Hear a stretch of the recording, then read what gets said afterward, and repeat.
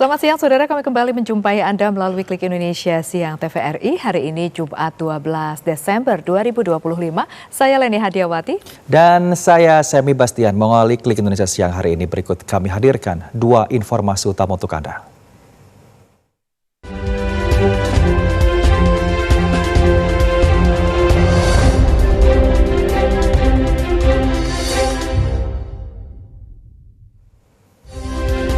Presiden Prabowo Subianto kembali meninjau lokasi terdampak banjir di Aceh hari ini.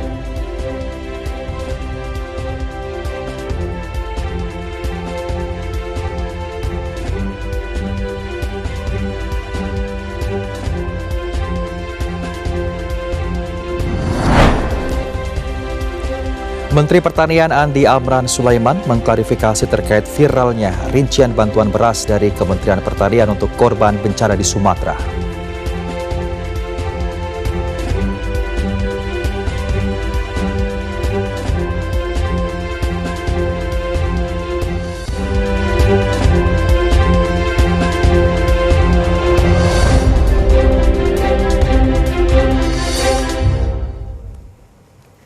Saudara, kini kita ikuti sejumlah informasi terbaru mengenai bencana banjir dan tanah longsor dalam segmen berikut ini.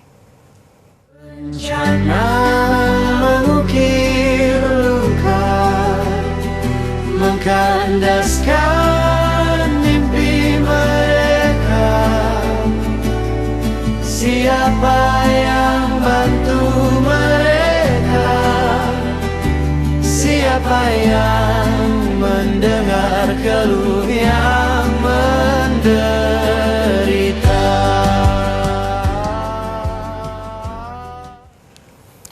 Saudara, Presiden Prabowo Subianto mengunjungi posko pengungsian korban banjir dan longsor di Aceh Tamiang, Aceh. Presiden Prabowo mengungkapkan permintaan maaf jika memang masih ada upaya bantuan yang belum terpenuhi seperti aliran listrik. Presiden Prabowo Subianto meninjau dan mengunjungi para pengungsi korban banjir dan longsor di Aceh Tamiang, Aceh. Kunjungan ke Aceh ini menjadi yang ketiga kalinya setelah wilayah itu diterjang banjir dan tanah longsor sejak Rabu 26 November. Kepala negara mengucapkan terima kasih karena telah diterima dengan baik. Presiden mengunjungi posko pengungsian tersebut untuk memenuhi janjinya. Kepala negara menyatakan semua pihak bersama-sama akan memperbaiki kondisi pasca banjir dan longsor. Pemerintah akan turun dan membantu menanggulangi bencana banjir dan longsor. Presiden juga meminta maaf jika masih ada yang belum terpenuhi. Pemerintah akan bekerja keras memenuhi kebutuhan listrik warga. Kepala negara berharap agar kondisi cepat kembali normal. Presiden Prabowo juga mengingatkan agar seluruh pihak dapat menjaga lingkungan dan tidak menebang pohon sembarangan. Kepala negara juga meminta pemerintah daerah agar lebih waspada dan terus menjaga alam dengan sebaik-baiknya.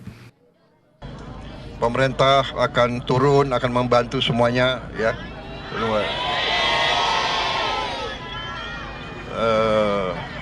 Saya minta maaf kalau masih ada yang belum. Kita sedang bekerja keras. Mungkin listrik yang belum, ya. Sudah mulai? Oh, oke. Iya. Ya, kita berusaha. Kita tahu di lapangan sangat sulit, ya. Keadaannya sulit, jadi kita atasi bersama. Saya kira itu saja, ya. Ya, mudah-mudahan kalian cepat pulih, cepat kembali, cepat normal. Kita sekarang harus waspada, hati-hati. Kita harus jaga lingkungan kita, ya. Alam kita harus kita jaga. Kita tidak boleh tebang pohon sembarangan. Saya minta pemerintah, daerah, semua lebih waspada. Presiden Prabowo juga berharap agar anak-anak tetap tabah, semangat, dan dapat kembali bersekolah. Dalam kunjungan ini, Presiden Prabowo didampingi oleh Panglima TNI, Jenderal TNI Agus Subianto, Kapolri Jenderal Polistio Sigit Prabowo, Sekretaris Kabinet Teddy Indrawijaya, Gubernur Aceh Muzakir Manaf, dan Bupati Aceh Tamiang Armia Fahmi. Badan Nasional Penanggulangan Bencana BNPB menyatakan jumlah korban tewas di 3 provinsi di Sumatera terus bertambah menjadi 990 orang. Sementara lebih dari 1 juta orang mengungsi akibat bencana.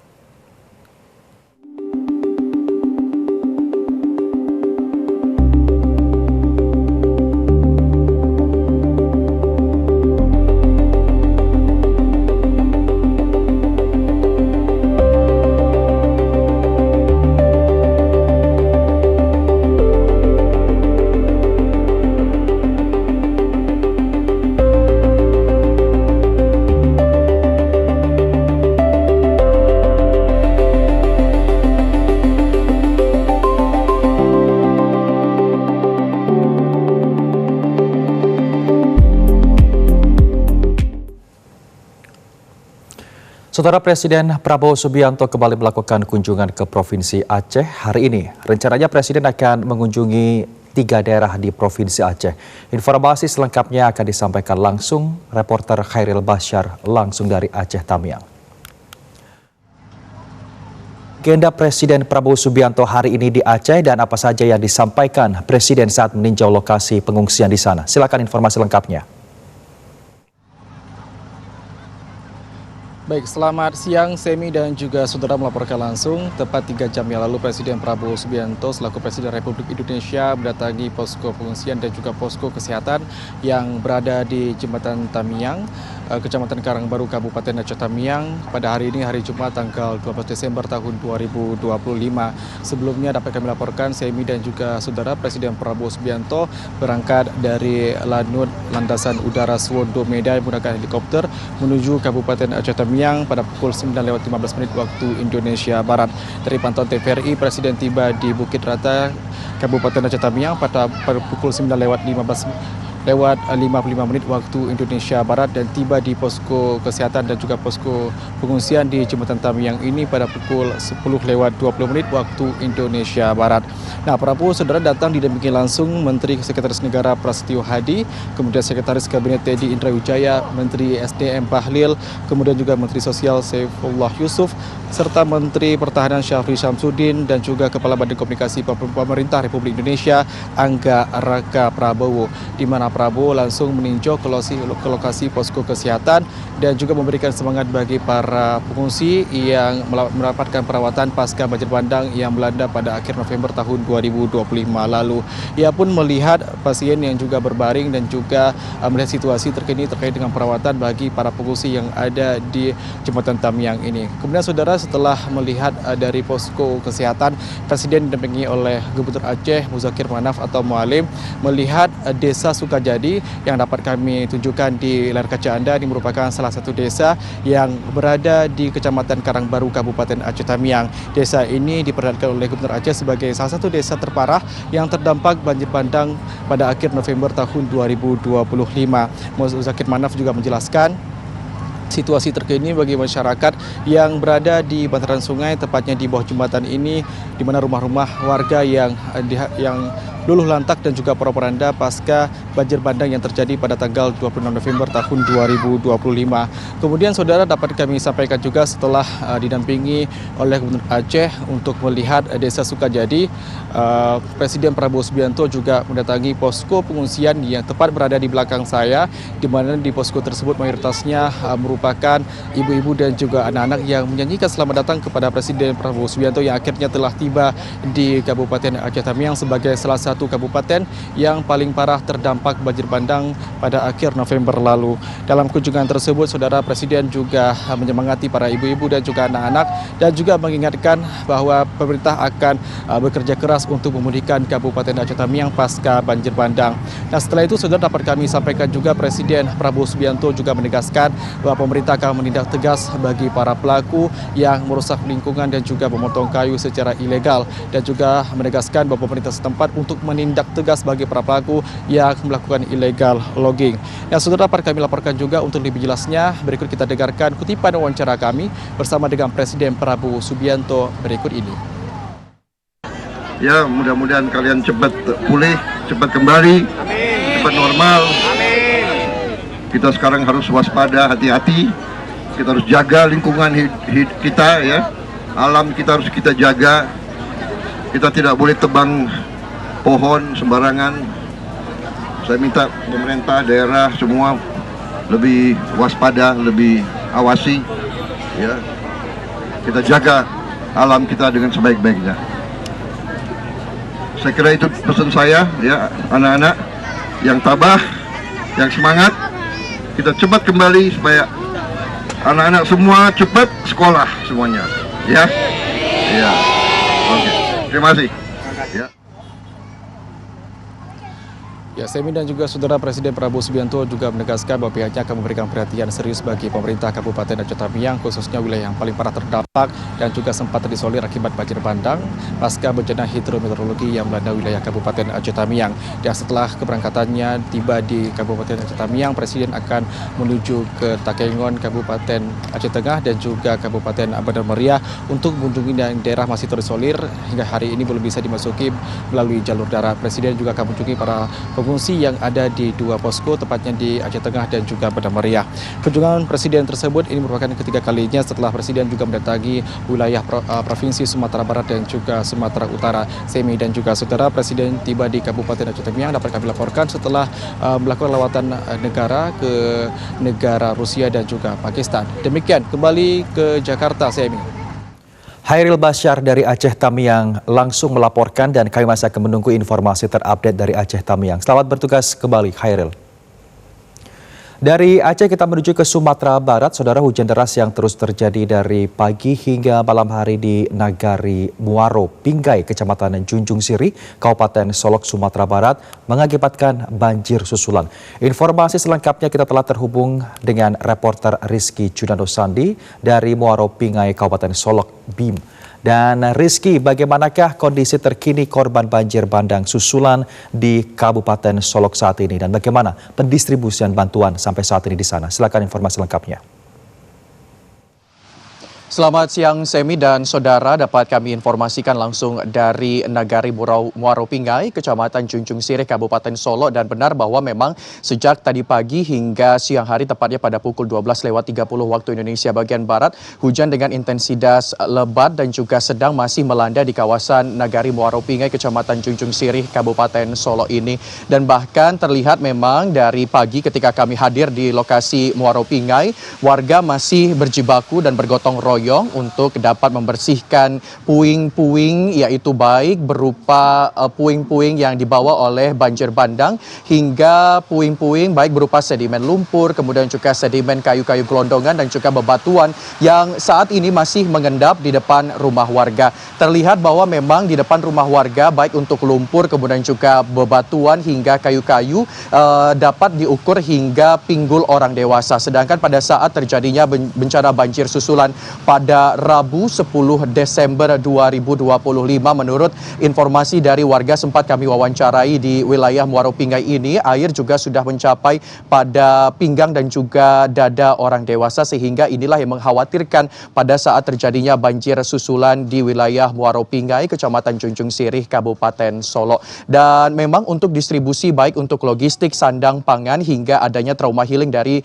beberapa bantuan baik dari pemerintah daerah, pemerintah pusat hingga relawan serta stakeholder terkait, dari pagi hingga pukul 11:45 waktu Indonesia Barat masih terus berdatangan ke wilayah Muaro Pinggai, karena memang di posko pengungsian sendiri masih banyak warga yang mengungsikan dirinya karena tidak memungkinkan untuk kembali bermukim pada tempat tinggal mereka yang masih dalam kondisi rusak parah dan juga hancur akibat adanya banjir susulan pada 10 Desember 2025 yang lalu. Tidak hanya itu, warga di posko pengungsian juga mengeluh akan adanya adanya krisis air bersih di wilayah mereka, karena memang untuk penyaluran dari PDAM setempat hingga ke posko pengungsian juga mengalami kerusakan dan terputus karena memang adanya terhambat akibat adanya bencana banjir dan juga tanah longsor di wilayah Muaro Pinggai ini. Dan tentu tadi juga kami sudah melihat bahwa memang untuk wilayah persawahan yang menjadi sendi-sendi perekonomian masyarakat di Muaro Pinggai juga terputus karena luas dari kurang lebih 100 hektar persawahan masyarakat di Muaro Pinggai juga ikut terdampak akan adanya bencana banjir susulan pada 10 Desember 2025 yang lalu. Dan besar harapan dari masyarakat, bantuan baik berupa logistik dan juga trauma healing dari baik itu pemerintah, kemudian juga relawan dan juga stakeholder terkait semakin masuk dan fokus ke wilayah Muaro Pinggai, Kabupaten Solok ini. Semi. Saat ini warga di sana masih membersihkan rumah masing-masing untuk puing-puing dan juga batu sisa banjir bandang kemarin. Lalu pertanyaannya, bagaimanakah sampai saat ini terkait dengan pencarian korban banjir di sana, Rizky? Apakah sudah ada info terbaru terkait dengan korban dari banjir di Sumatera Barat? Silakan, Rizky. Baik Semi, dan dapat kami informasikan tidak hanya di wilayah Nagari Muaro Pingai Kabupaten Solo ini, tetapi juga masih banyak wilayah-wilayah yang cukup parah akan adanya terdampak banjir bandang dan juga tanah longsor di wilayah Sumatera Barat, salah satunya di Kabupaten Agam. Dan ini memang menurut pemerintah Kabupaten Agam untuk Sumatera Barat sendiri memperpanjang pencarian 72 korban yang masih dinyatakan hilang dan masih dalam proses evakuasi di wilayah dan tersebar di wilayah Kabupaten Agam sendiri untuk 15 hari ke depan. Adapun keputusan ini juga diambil melalui diskusi dan juga rapat bersama dengan stakeholder terkait termasuk BPBD dan juga tim SAR beserta TNI Polri dan juga tim gabungan di wilayah Kabupaten Agam. Sebanyak 72 orang yang masih dinyatakan hilang tersebar di beberapa kecamatan, diantaranya untuk Kecamatan Malala sebanyak 3 orang, kemudian juga untuk Kecamatan Tanjung Raya terdapat 2 orang yang masih dinyatakan hilang. Kemudian untuk di Palembayan menjadi daerah terdampak dan juga terparah masih 66 orang, dan juga Lubuk Basung masih 1 orang terseret menuju ke Sungai Batang Antokan. Sementara untuk korban telah ditemukan dalam kondisi meninggal dunia sebanyak 190 orang dan sudah dilakukan proses evakuasi terhadap korban yang sudah dinyatakan ditemukan pada proses pencarian di wilayah Kabupaten Agam sendiri. Selain itu untuk rumah rusak ringan sebanyak 493 unit di wilayah Kabupaten Agam, rumah dengan rusak sedang sebanyak 359 unit, dan rumah dengan rusak berat atau parah sebanyak 600 unit. Tentu juga terdampak pada tempat ibadah sebanyak 11 unit, jembatan penghubung dan menjadi vitalitas di wilayah Kabupaten Agam rusak sebanyak 67 titik dan jalan rusak sebanyak 49 titik. Dan menurut informasi yang kami dapatkan sejauh ini untuk di Kabupaten Agam, baik Badan Penanggulangan Bencana Daerah, TNI Polri dan tim gabungan beserta relawan masih melakukan evakuasi dan penanganan cepat dan tanggap darurat di wilayah Kabupaten Agam untuk dapat menemukan 72 korban yang masih dinyatakan hilang hingga saat ini. Sekian laporan dari Sumatera Barat, kembali ke studio Semi. 72 orang dinyatakan masih hilang sampai saat ini. Terima kasih informasi lengkapnya Rizky Junando Sandi langsung dari Sumatera Barat. Selamat bertugas kembali. Selamat siang Rizky. Kita beralih ke informasi selanjutnya, Saudara. Kepedulian Satgas Penanggulangan Bencana Alam Gubernur Kodim 0119 Benar Meriah BM kembali terlihat saat jajaran Koramil 05 Permata mengevakuasi sepasang lansia dari wilayah terisolir di Guji Desa Burnipase, Kecamatan Permata, Kabupaten Benar Meriah, Aceh. Evakuasi dilakukan terhadap Bapak Yus berusia 65 tahun yang menderita stroke ringan bersama istrinya yang juga telah lanjut usia. Dan Ramil 05 Permata Kapten Infanteri Abdul Aziz menjelaskan bahwa kesiapsiagaan dalam membantu masyarakat merupakan bagian dari tugas aparat kewilayahan, terlebih pada masa pemulihan pasca bencana ketika warga membutuhkan penanganan cepat dan tepat. Kondisi kedua lansia tersebut tidak memungkinkan mereka tetap tinggal di lokasi yang sulit dijangkau. Dan Ramil mengatakan melihat kondisi Bapak Yus yang sakit stroke ringan dan istrinya yang juga sudah lansia tidak memungkinkan untuk tinggal di daerah tersebut. Oleh sebab itu diperintahkan untuk dievakuasi menuju Puskesmas Bantul walaupun melalui medan yang tidak mudah. Upaya evakuasi ini menjadi wujud tanggung jawab moral sekaligus bentuk pengabdian TNI kepada masyarakat. Kehadiran prajurit di tengah warga diharapkan mampu memberikan rasa aman, dukungan, dan harapan, terutama dalam situasi darurat yang membutuhkan bantuan segera. Dan Ramil menegaskan bahwa TNI akan terus hadir di tengah masyarakat selama proses penanganan pasca bencana berlangsung, bantuan, evakuasi, hingga pelayanan terhadap warga yang membutuhkan perhatian khusus akan terus dilakukan.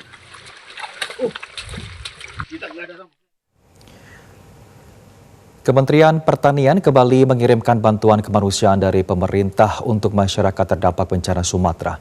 Pada bantuan tahap kedua ini, Kementerian dan juga Badan Pangan Nasional mengirim 153 truk berisi bantuan senilai 10 miliar rupiah. Kementerian Pertanian bersama Badan Pangan Nasional mengirimkan 153 truk bantuan senilai kurang lebih 10 miliar rupiah.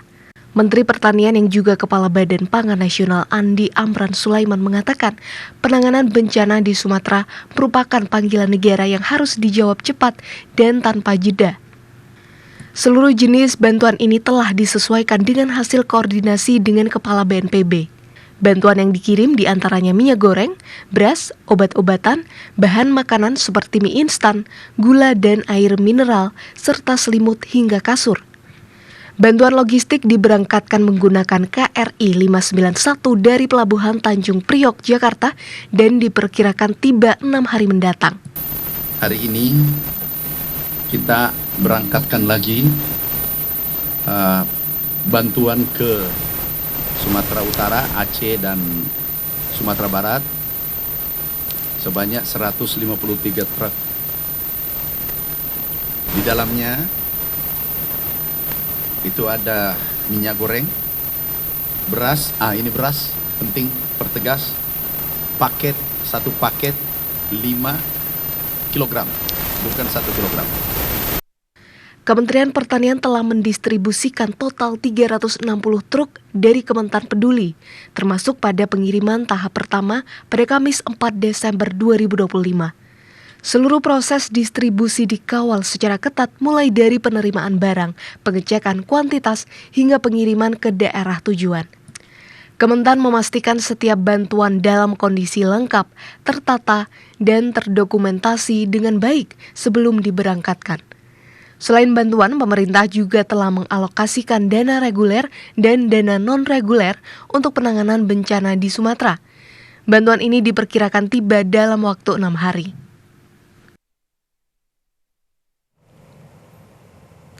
Saudara Menteri Pertanian Andi Amran Sulaiman mengatakan ada kesalahan penulisan dalam rincian bantuan Kementerian Pertanian untuk korban bencana di Sumatera. Klarifikasi ini disampaikan Menteri Pertanian Andi Amran Sulaiman menanggapi viralnya informasi tersebut di media sosial. Menteri Pertanian Andi Amran Sulaiman mengklarifikasi terkait viralnya rincian bantuan beras dari Kementerian Pertanian untuk korban bencana di Sumatera. Mentan yang juga Kepala Badan Pangan Nasional mengatakan terdapat kesalahan penulisan dalam keterangan rincian bantuan. Mentan mengatakan harga Rp60.000 yang tertera adalah untuk paket beras berisi 5 kg. Hal ini diungkapkan Menteri Pertanian saat pelepasan bantuan untuk korban bencana Sumatera di Jakarta. Media, kami berterima kasih karena memberikan kritik yang konstruktif. Sekali lagi, ada yang kemarin salah ketik, dan itu Pak Sekjen kita kasih peringatannya. Bayangkan cuma salah ketik, karena kita harus hati-hati. Ini sangat sensitif. Satu paket, satu sak kecil itu 5 kilo, bukan 1 kilo. Tapi tulisnya 1 kilo. Justru berlebih. Kalau logikanya bukan korupsi, tapi berlebih yang dikirim, tapi yang dicatat 1 kilo. Informasi viral di media sosial saat Kementan mengirimkan bantuan kemanusiaan untuk warga terdampak bencana Sumatera. Dalam unggahan tersebut tercantum angka 21.874 dengan nilai total 1,3 miliar rupiah pada bantuan beras. Masyarakat mempertanyakan jumlah tersebut karena jika dihitung harga beras dalam bantuan itu seolah mencapai Rp60.000 per kilogram. Kementerian Pertanian mengklarifikasi bahwa paket senilai Rp60.000 tersebut adalah untuk setiap paket beras 5 kg. Saudara, hujan deras yang mengguyur wilayah kota Prabu Mulih sejak Rabu malam memicu banjir besar hampir di seluruh wilayah kota. Dan untuk mengetahui informasi terbaru dan juga selengkapnya akan disampaikan oleh reporter Afifah Sari langsung dari Palembang, Sumatera Selatan. Afifah, bagaimana pantauan banjir saat ini di wilayah kota Prabu Mulih? Silakan informasi lengkapnya. Ya, baik, selamat siang Sewi dan juga saudara, dapat kami informasikan dari Palembang, Provinsi Sumatera Selatan. Benar sekali bahwa hujan dengan intensitas tinggi ini terjadi di Kota Prabu Mulih sejak Rabu malam yang menyebabkan meluapnya Sungai Kelekar sehingga menyebabkan banjir yang terjadi di sejumlah wilayah yang ada di Kota Prabu Mulih. Banjir ini tidak hanya merendam pemukiman warga saja, namun juga merendam sebagian ruas jalan yang ada di sana. Adapun beberapa lokasi yang cukup parah terdampak oleh banjir ini, yakni ada di Kelurahan Prabu Mulih Timur, Prabu Mulih Barat, Prabu Mulih Utara, utara serta di titik-titik ruas daerah yang ada di dataran rendah. Kemudian sedikitnya ada sekitar 7 kecamatan yang juga terdampak parah oleh banjir ini, seperti diantaranya di Kecamatan Gunung Ibul, kemudian di Sukaraja dan juga Karangjaya, di mana berdasarkan pantauan tim liputan TVRI untuk debit air sendiri ini sudah rata dan merendam seluruh RT dan juga RW yang ada di sana. Dan untuk itu tentunya masyarakat juga terpaksa harus mengungsikan barang-barang berharga mereka ke tempat ataupun daerah yang lebih tinggi. Dan selain itu masyarakat juga sebagian saat ini tengah mengungsi ke rumah keluarga mereka yang berada di dataran tinggi agar tidak terdampak dari banjir ini. Selain itu dapat kami informasikan juga bahwa akibat dari banjir ini salah satu jembatan yakni jembatan Muara II yang berada di Jalan Tanggamus yang memang ini merupakan akses vital bagi warga yang ada di Muara II ini ambruk, yang dimana ini berdasarkan informasi diduga terjadi ambruknya jembatan ini akibat terkikis oleh bagian pondasi dari jembatan ini, maksud kami terkikis oleh derasnya arus Sungai Kelekar. Kemudian untuk saat ini dapat kami informasikan tentunya pihak Kapolrestabes ini sudah memberikan informasi terkait dengan jalur alternatif maksud kami yang dapat dilalui oleh masyarakat, yakni di Jalan Bukit Lebar dan juga di Jalan Lingkar Timur. Dan selain itu pihak BPBD Kota Prabu Muli ini juga tentunya tengah bersiap siaga dan juga turun ke lapangan secara langsung untuk mendata dan juga mengantisipasi apabila terjadi resiko dari banjir lanjutan, karena memang hingga hari ini hujan dengan intensitas tinggi masih terjadi dan banjir juga masih terjadi di sejumlah wilayah yang ada di Kota Prabu Muli. Untuk sementara demikian informasi yang dapat kami laporkan dari Palembang, Sumatera Selatan. Syami. Afifah Sari melaporkan dari Palembang, Sumatera Selatan. Selamat bertugas kembali Afifah. Selamat siang. Bencana banjir melanda sekitar kita, menghanyutkan nyawa dan harta benda. Raut sedih menyisakan air mata, meninggalkan duka nestapa.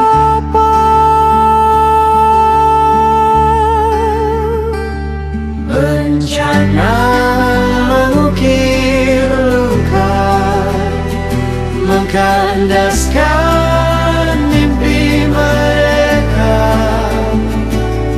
Siapa yang bantu mereka?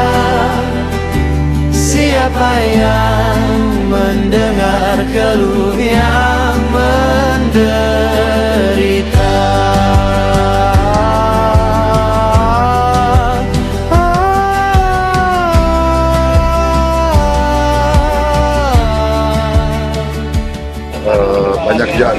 Banyak jalur masih terputus, tapi kita segera melakukan segala upaya untuk mengatasi kesulitan jalan. Ini bukan salah sekitar, bukan juga Tuhan tidak bisa mencegahnya. Ini waktunya pikul beban bersama, bergandeng tangan, membantu sesama.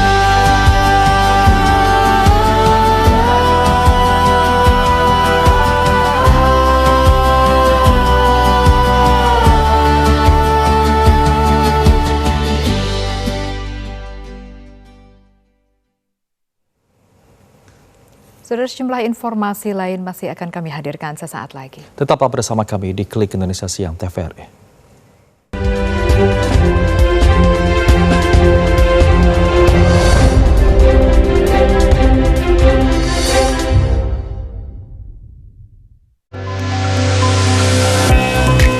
Mari jelajahi kekayaan Nusantara. Alam yang menakjubkan, budaya yang memikat, hingga kuliner penuh selera. Ikuti cerita dari setiap keunikan tradisi dan rasakan kehangatan dari seluruh penjuru negeri. Pesona Indonesia, setiap hari pukul 14 waktu Indonesia Barat. Potret masyarakat Indonesia yang menginspirasi, memberikan sebuah pandangan baru tentang kehidupan melalui beragam kisah dari berbagai daerah, menghadirkan nilai positif serta motivasi untuk senantiasa membangun negeri. Inspirasi Indonesia, setiap hari pukul 14.30 waktu Indonesia Barat.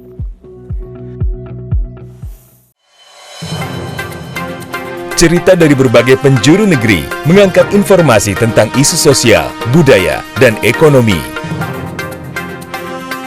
Sebuah potret inspiratif yang mengedukasi dari wilayah Indonesia.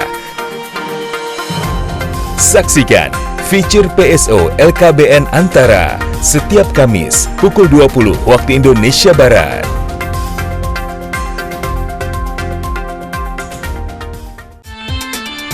Strategi, spirit, hingga tetes keringat terakhir akan dipertaruhkan dalam ajang bulu tangkis paling bergengsi sejagat raya, BWF Series 2025. Saksikan aksi luar biasa para pebulu tangkis kesayangan Anda memperebutkan supremasi dunia. Jangan lewatkan keseruannya BWF Series 2025 di TVRI Sport.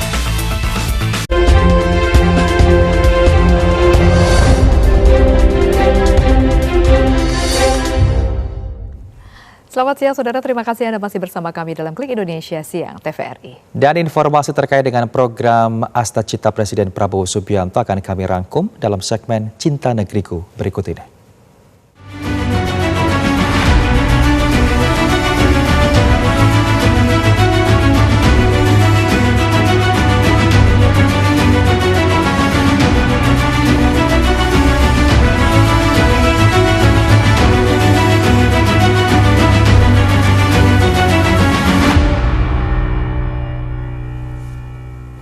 Kementerian Sosial melalui pemerintah Kota Depok kembali menyalurkan bantuan pangan kepada masyarakat yang telah terdaftar sebagai penerima manfaat.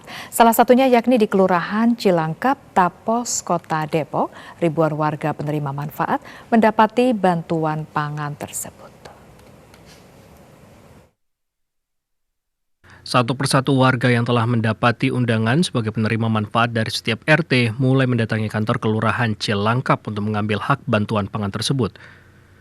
Seorang warga Oji mengatakan kali ini dirinya mendatangi kantor kelurahan bukanlah untuk mengurus administrasi kependudukan, melainkan mewakili orang tuanya yang sedang sakit untuk mendapati bantuan pangan dari pemerintah.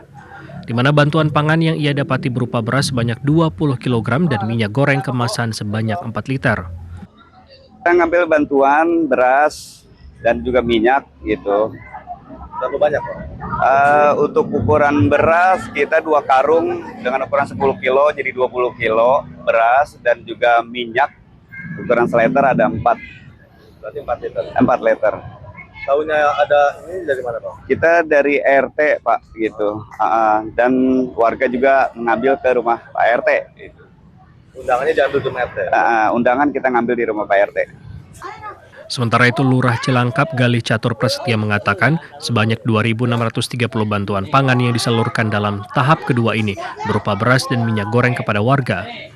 Bagi warga yang terdaftar sebagai penerima manfaat namun tidak dapat hadir dapat diwakili oleh keluarga dengan membawa undangan yang telah dibagikan serta kartu tanda penduduk dan kartu keluarga. Banpang tahap kedua ini untuk wilayah Kelurahan Cilangkap jumlah penerimanya itu kurang lebih ada 2.630-an. Jadi bagi penerima yang berhalangan baik dari segi kesehatan atau dan lain sebagainya itu bisa diwakili. Syarat untuk bisa diwakili itu pertama tentu membawa undangan, kemudian KTP asli si penerima sama kakaknya sama si yang mewakili. Guna menghindari adanya penumpukan dalam antrean penerima manfaat tersebut, pihak Kelurahan Cilangkap melakukan pembagian jadwal sesuai waktu pada undangan yang telah diberikan kepada warga. Dari Kota Depok, Tim Liputan TVRI melaporkan.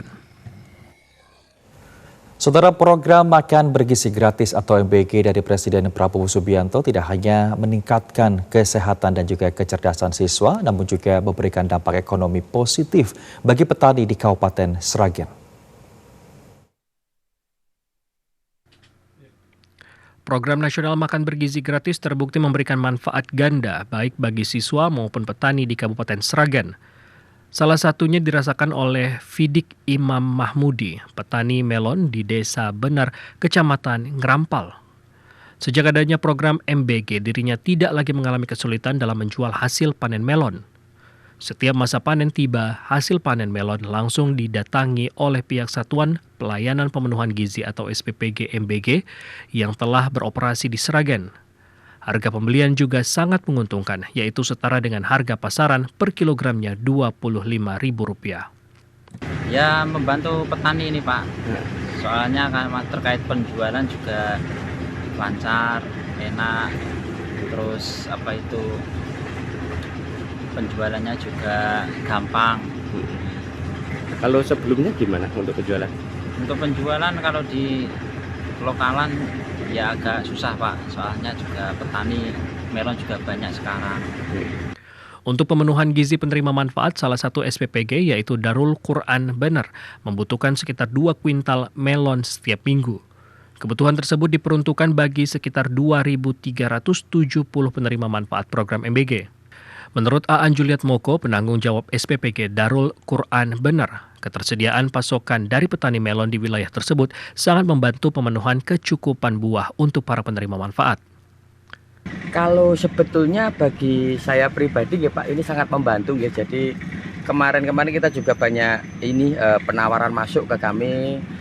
Dan untuk buah ya, terutama buah itu kan kita sebetulnya saat ini kita juga hindari buah impor. Hindari buah impor. Tapi kalau untuk di area kami misalkan ada petani yang kita bisa masuk spek BGN, otomatis kita akan kejar itu, Pak.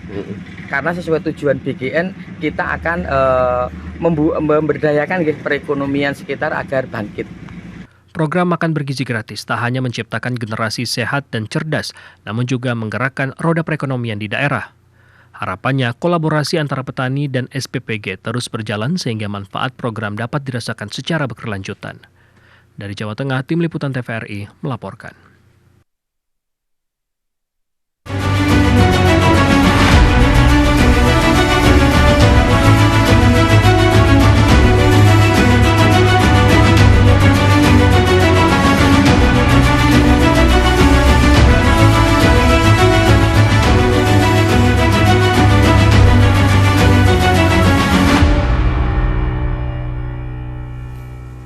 Saudara, harga cabai dan bawang merah di pasar tradisional Kota Pasuruan, Jawa Timur sejak sepekan terakhir mengalami kenaikan harga cukup signifikan.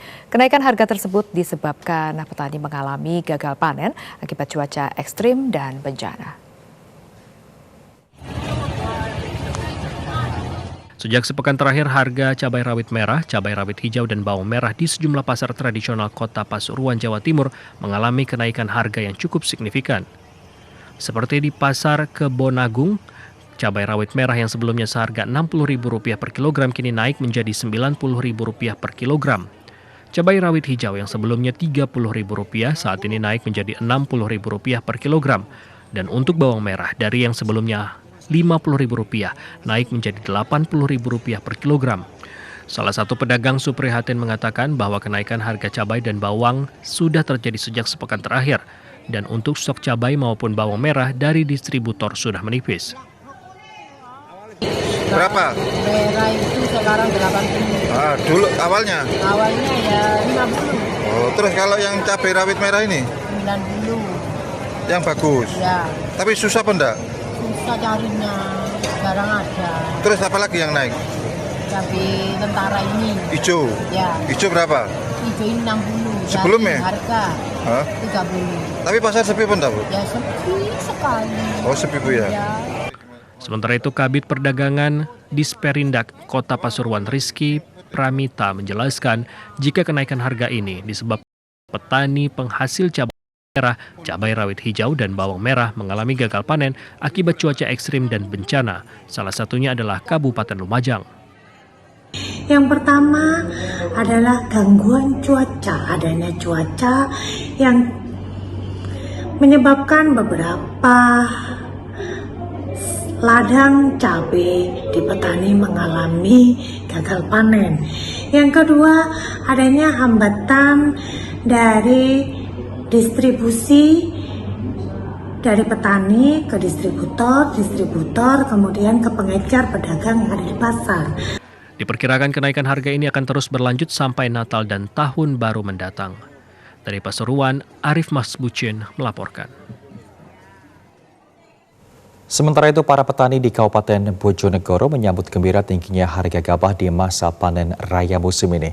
Harga gabah kering panen atau GKP di tingkat petani saat ini mencapai kisaran Rp6.700 per kilogram, lebih tinggi dibandingkan harga pembelian pemerintah atau HPP yang ditetapkan pemerintah tahun ini. Dalam upaya melindungi sekaligus mensejahterakan petani, pemerintah tahun ini menetapkan HPP gabah kering panen sebesar Rp6.500 per kilogram. Kebijakan ini berdampak positif bagi para petani, terutama saat musim panen tiba. Hal ini seperti yang dirasakan para petani di Desa Piak dan Tambah Rejo, Kecamatan Kanor, Kabupaten Bojonegoro. Para petani senang dan bersyukur sebab di tengah berlangsungnya masa panen, harga gabah kini sedang tinggi dan menguntungkan. Di tingkat petani, harga gabah kering panen atau GKP saat ini mencapai Rp6.700 hingga Rp6.800 per kilogram. Lebih mahal jika dibandingkan pada musim sebelumnya yang hanya mencapai Rp6.200 per kilogram. Bahkan tak hanya nilainya yang tinggi, harga gabah musim ini juga relatif stabil. Tidak seperti di musim-musim panen sebelumnya yang kerap kali anjlok saat puncak masa panen. Tingginya harga gabah ini otomatis juga membuat pendapatan petani ikut meningkat sehingga sangat sesuai dengan modal dan jerih payah yang telah dikeluarkan saat masa cocok tanam. Selain itu, hasil panen yang didapat juga melimpah mencapai rata-rata 7,5 ton per hektar dengan kualitas gabah yang baik lantaran minim serangan hama. Diharapkan harga gabah ini akan terus stabil sehingga membuat petani semakin bersemangat untuk bertanam padi di musim selanjutnya.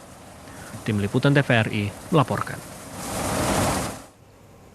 TNI Angkatan Laut dan tim gabungan menggagalkan penyelundupan 2 kontainer bermuatan barang ilegal asal Kamboja di Depo Peti Kemas PT Pelindo Dwi Kora, Pontianak, Kalimantan Barat.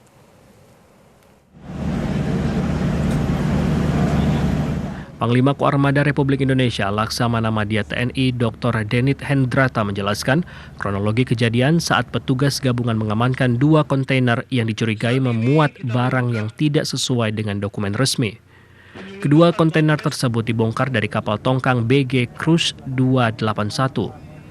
Berdasarkan pemeriksaan, barang yang dimuat dalam kedua kontainer tersebut bukanlah furniture seperti yang tercantum dalam manifest, melainkan barang yang tidak dilengkapi pita cukai yang sah dari Indonesia. Adapun nilai muatan barang ilegal itu jika dirupiahkan senilai Rp50.648.000.000 dan adapun potensi kerugian negara diperkirakan sebanyak Rp34.847.000.000. Saudara, sejumlah informasi mengenai kabar dari Ibu Kota Nusantara akan kami hadirkan dalam Lensa IKN berikut ini.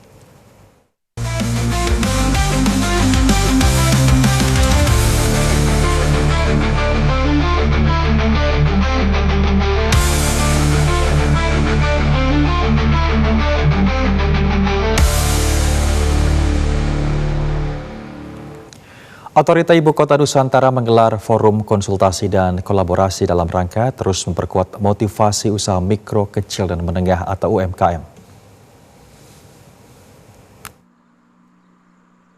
Otorita Ibu Kota Nusantara bersama Forum Konsultasi dan Kolaborasi UMKM, Kecamatan Samboja dan Samboja Barat menggelar diskusi dengan pelaku UMKM, perwakilan pemerintah kecamatan, dinas terkait, pendamping UMKM, serta komunitas wira usaha lokal. Forum ini menjadi ruang bagi pelaku UMKM untuk menyampaikan kebutuhan, tantangan, sekaligus gagasan dalam pengembangan usaha. Perkembangan UMKM tidak hanya bergantung pada permodalan, tetapi juga pada pendampingan, inovasi produk, dan akses pemasaran.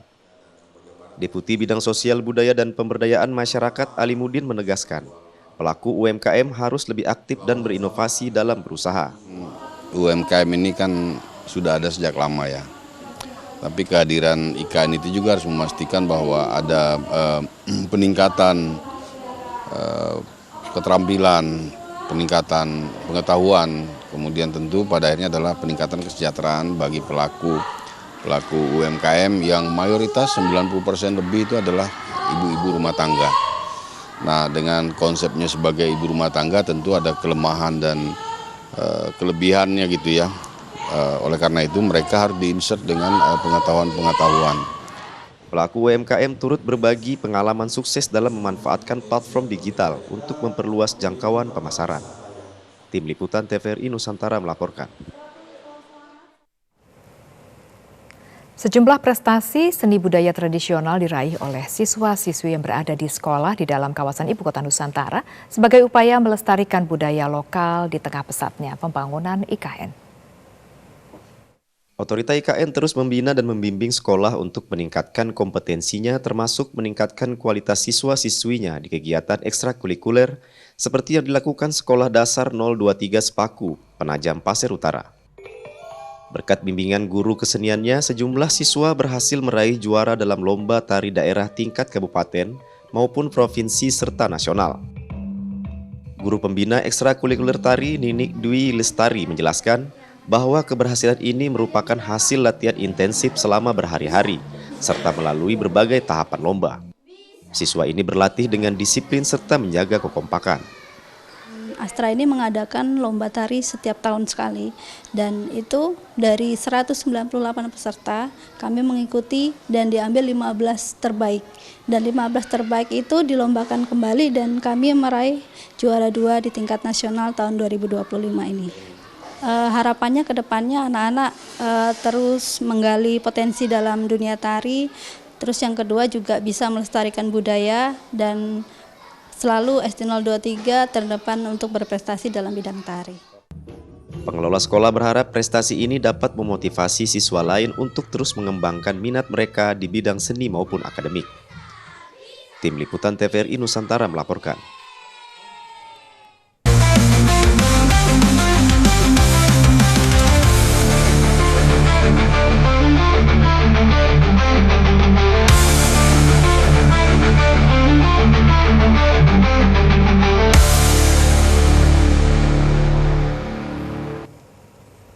Saudara, sejumlah informasi lain masih akan kami hadirkan sesaat lagi. Tetaplah bersama kami di Klik Indonesia Siang TVRI.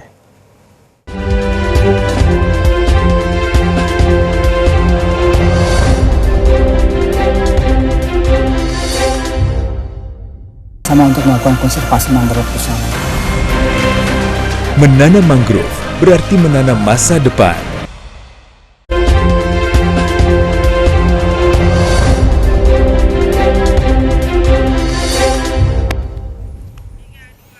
Selamat siang saudara, terima kasih Anda masih bersama kami dalam Klik Indonesia Siang TVRI. Saudara, Dinas Perhubungan Kota Tangerang Selatan melaksanakan kegiatan pengecekan keselamatan kendaraan darat atau rem cek di Terminal Tipe A Pondok Cabe, Pamulang sebagai bagian dari pengamanan perayaan Natal tahun 2025 dan Tahun Baru 2026. Ram cek bus akap dilakukan secara menyeluruh, mulai dari instrumen kelistrikan, kondisi ban, fungsi rem, hingga kelengkapan peralatan darurat seperti P3K dan palu pemecah. Selain itu, pemeriksaan juga meliputi seluruh dokumen seperti SIM, STNK, dan surat KIR kendaraan yang masih berlaku. Sementara dari total 89 armada yang diinspeksi, 39 diantaranya tidak lulus uji kelaikan. Untuk itu, Dinas Perhubungan meminta pihak pengelola memenuhi syarat dan perbaikan terutama pada aspek administrasi. Sekretaris Dinas Perhubungan Kota Tangerang Selatan, Yanuar, mengatakan meskipun 39 armada yang ditemukan tidak layak beroperasi, penertiban wajib dilakukan sebagai bagian penting untuk menjamin keselamatan penumpang dan keberlangsungan angkutan umum yang aman saat Natal 2025 dan Tahun Baru 2026. Kita periksa dari mulai bannya, sampai dengan palu untuk pemecahan kaca. Ya, juga semua unsur dari mulai SIM, STNK, KIR, dan juga yang lainnya ada beberapa yang harus dipersiapkan. Ada sabuk pengaman, ada juga pemeriksaan fungsi rem. Rencananya uji kelaikan armada akan terus dilaksanakan hingga menyasar ke pos bus pariwisata hingga ke Terminal Bayangan yang tersebar di wilayah Tangerang Selatan. Dari Tangerang Selatan, Tim Liputan TVRI melaporkan. Saudara, jelang perayaan Natal dan Tahun Baru, pemerintah Kabupaten Garut dan Satlantas Polres Garut melakukan pengecekan jalur wisata Kadungora hingga Tarogong. Pengecekan jalur ini dilakukan karena bila musim libur Nataru banyaknya pengendara yang berkunjung ke sejumlah objek wisata ini. Pengecekan jalur wisata di sepanjang jalan Kadungora hingga Tarogong dilakukan sebagai bentuk keseriusan unsur Forkopimda menjelang perayaan Natal dan Tahun Baru. Jalur wisata ini sekaligus menjadi jalan alternatif bila jalur nasional Limbangan terjadi kepadatan arus lalu lintas hingga jalur ini tak luput dari perhatian petugas. Terlebih, jalur wisata ini biasanya dilintasi pengunjung yang hendak berkunjung ke objek wisata Cipanas, Gunung Papandayan, Taman Air, Puncak Darajat, hingga menuju pantai selatan, objek wisata lainnya. Selain penerangan jalan umum, titik-titik kemacetan seperti persimpangan Jalan Baru Kadungora, Tutugan, Leles, dan Simpang Gobin menjadi prioritas di jalur ini. KBU Satlantas Polres Garut, Ibtu Priyo Sambodo mengatakan, jalur wisata menjadi prioritas dalam menghadapi Nataru hingga pihaknya akan melakukan rekayasa lalu lintas dan pemasangan barrier di sejumlah titik lokasi trouble spot dan akan mengantisipasi beragam hambatan kemacetan yang terjadi di jalur ini. Ini sudah melaksanakan kegiatan evaluasi didampingi juga dari PUPR Provinsi maupun Kabupaten, khususnya untuk jalur wisata dari mulai Kadungora sampai dengan Tarogong. Tadi juga bisa dilihat bahwa sana persiapan-persiapan dari Kabupaten Garut sudah betul-betul mempersiapkan untuk nanti mengantisipasi kegiatan libur Natal dan Tahun Baru. Dari Kabupaten Garut, Jawa Barat, Tim Liputan TVRI melaporkan. Saudara, KAI Daops 4 Semarang melakukan pengecekan di sejumlah wilayah untuk memantapkan kesiapan prasarana fasilitas dan layanan stasiun jelang Natal dan Tahun Baru 2026, termasuk sejumlah titik daerah pantauan khusus jalur kereta api yang berpotensi mengalami gangguan seperti banjir dan longsor di wilayah Grobogan. Pengecekan didampingi langsung Kepala Daop 4 Semarang Suharjono dimulai dari lintas Semarang Gundih dan disambung Gundih Gambringan dengan menggunakan kereta lori Dresin.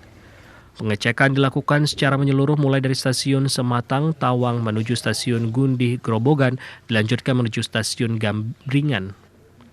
Setiap stasiun dicek secara detail mulai dari kondisi jalur rel, wesel, peron, papan informasi, fasilitas ruang tunggu, kebersihan stasiun hingga penerangan dan kelengkapan lainnya. Selain melakukan pengecekan fasilitas stasiun, KAI Daob 4 Semarang juga melakukan pengecekan di sejumlah titik daerah pantauan khusus yang dilewati kereta api yang berpotensi gangguan, seperti longsor dan banjir di 7 titik di Grobogan, diantaranya lintasan Tegowanu, Gubuk, dan lintasan Brumbung Tegowanu. Untuk mengantisipasi daerah rawan bencana, pihak KAI Daob 4 Semarang telah melakukan pemasangan talut agar tidak longsor. Sementara jembatan yang terendam banjir juga sudah ditinggikan. Kami memastikan bahwa prasarana yang dilewati kereta api di Daob 4 ini dalam kondisi layak operasi, yang aman, lancar, dan terkendali. Jadi kami tadi memeriksa seluruh jalur, termasuk wesel ya. Kemudian titik-titik yang rawan rawan banjir, rawan longsor, kami pastikan bahwa semua dalam kondisi siap operasi. Pengecekan menyeluruh ini dilakukan untuk memastikan perjalanan kereta api berjalan lancar. Sarana dan prasarana yang dilewati kereta api layak operasi aman, lancar, dan terkendali jelang Natal dan Tahun Baru. Dari Jawa Tengah, Tim Liputan TVRI melaporkan. Saudara, 1.000 lebih tenaga honorer di Kabupaten Sarmi, Papua melakukan audiensi dengan anggota DPD RI terkait status kepegawaian.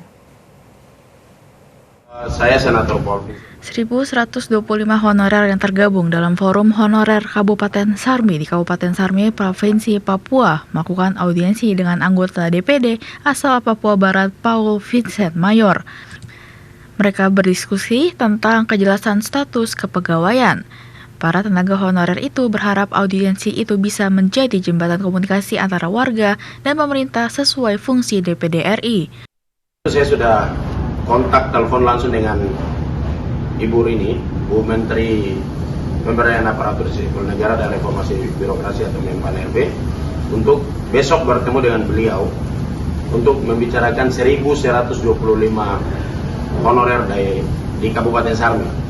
Karena itu hari ini bersama-sama saya ada Ketua DPR dan beberapa anggota DPR yang lain dan juga pengurus dari Forum Honorer Kabupaten Sarmi. Paul Vincent Mayor menegaskan komitmennya memperjuangkan nasib para tenaga honorer, khususnya tanah Papua yang dikenal gigih memperjuangkan para honorer. Paul Vincent Mayor juga berharap ke depan kejelasan status para tenaga honorer itu bisa menjadi kado Natal dan Tahun Baru untuk masyarakat Sarmi. Kerja dari beliau bisa menjadi kado Natal dan Tahun Baru untuk honorer Kabupaten Sarmi. Saudara, Badan Pengawas Pemilu Bawaslu Republik Indonesia kembali menggelar Gakumdu Award 2025. Penghargaan ini sebagai bentuk apresiasi terhadap sentra penegakan hukum terpadu di tingkat provinsi hingga kabupaten kota, serta menilai kinerja lintas lembaga dalam menangani pelanggaran pidana pemilu. Anggota Bawaslu RI Puadi menyatakan Gakumdu Award 2025 menjadi ajang evaluasi sekaligus penghargaan bagi seluruh jajaran sentra penegakan hukum terpadu atau Gakumdu di tingkat provinsi hingga kabupaten kota. Puadi menjelaskan penilaian Gakumdu Award 2025 di dalamnya terdapat ada pihak kepolisian, kejaksaan, dan Bawaslu, terdiri dari beberapa kategori yang menjadi penilaian dalam menangani kasus-kasus pidana pemilu. Ia mengatakan penilaian dilakukan melalui 5 kategori, mulai dari pembinaan, inovasi, soliditas, fasilitas, hingga kinerja, termasuk bagi daerah-daerah 3T yang tetap konsisten menjalankan tugas menegakkan hukum pemilu. Penilaian kategori pembinaan mencakup supervisi dan monitoring selama tahapan penanganan pelanggaran. Selain pembinaan, kategori inovasi juga menjadi fokus. Gakumdu di daerah dinilai dari kreativitas dan ide-ide baru dalam merespons berbagai dinamika kasus. Inovasi ini diharapkan mampu memperkuat koordinasi dan memastikan penanganan pelanggaran berjalan efektif. Ini tidak hanya sekedar endorse ya, tetapi bagaimana kita bisa mempromosikan kerja-kerja kinerja yang selama ini ya teman-teman kepolisian, kejaksaan sudah fokus dalam penanganan pelanggaran pidana. Sehingga apresiasi-apresiasi itu dalam bentuk nyatanya adalah mereka kita promosikan terhadap kenaikan-kenaikan pangkat, kemudian juga jabatan dia yang kemudian ini diperhatikan. Itu pun yang masuk dalam kategori 5 kategori tadi ya, sehingga dipandang perlu kita untuk memberikan satu apresiasi secara full kepada kepolisian dan kejaksaan. Dengan adanya Gakumdu Awards, Bawaslu RI berharap kolaborasi penegakan hukum pemilu semakin kuat, profesional, dan berintegritas menghadapi agenda demokrasi berikutnya. Informasi tadi sekaligus mengakhiri perjumpaan kita dalam Klik Indonesia Siang TVRI hari ini. Akhirnya saya Leni Hadiawati. Dan saya Semi Bastian mewakili kerabat kerja yang bertugas. Kami mengucapkan terima kasih atas kebersamaan Anda. Selamat siang dan sampai jumpa.